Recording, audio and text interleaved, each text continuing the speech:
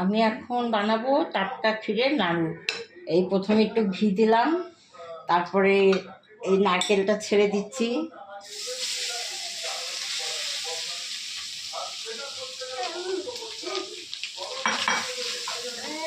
এই নাড়ু এইগুলো ক্ষীরের এইগুলো বানিয়ে রেখেছি দানাগুলো, এবার চিনি দিলাম। এবার খানিকক্ষণ নাড়বো, তারপরে এই যে ঘরে করা ক্ষীর, হ্যাঁ এই ক্ষীরটা তারপরে দেবো। এই ক্ষীরটা দেওয়ার পরে একটু নাড়াচাড়া করবো, তারপরে এলাচের গুঁড়ো দেবো, তারপরে এই দানাগুলো দেবো।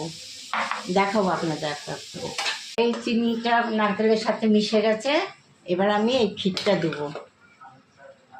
এই ক্ষীরটা দিচ্ছি না,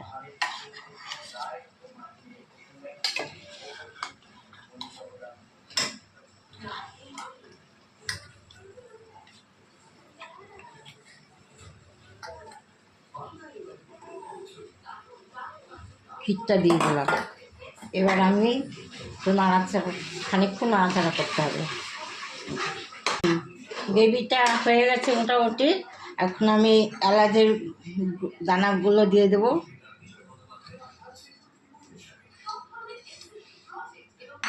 একটু নেড়ে ছেড়ে এবার আমি ক্ষীরের দানাগুলো দেবো।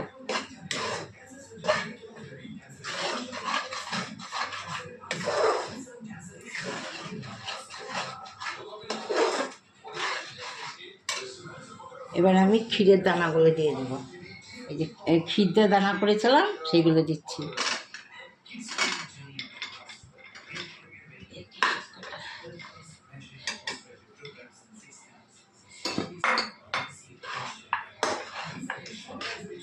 এগুলো একটু নাড়াচাড়া করে তারপরে নামিয়ে দেবো, তারপরে মোয়া করবো।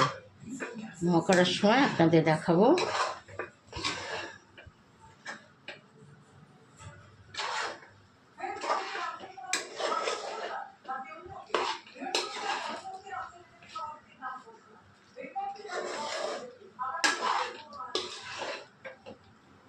এটা হয়ে গেছে, এবার আমি এটাকে নামিয়ে দিচ্ছি। এটাকে নামিয়ে দিলাম। এবার থালার মধ্যে ঢেলে একটু ঠান্ডা করে তারপরে মোয়া বাটবো।